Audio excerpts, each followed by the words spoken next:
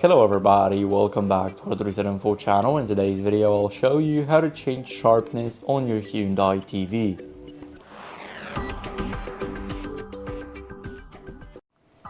So first what we need to do is we need to go over to the settings. So after that go to picture, and here we have our sharpness. So we can change it either to the right by moving the right arrow on our TV remote, and here we can make the screen more sharpened, give it a more sharpened look, or to the left where we can smooth the screen off. So basically we can set it to, let's say, 10, and it should be okay. So that'd be it for this video. I hope it was helpful, and if it was, then leave a like, sub, and a comment, and I'll see you in the next one.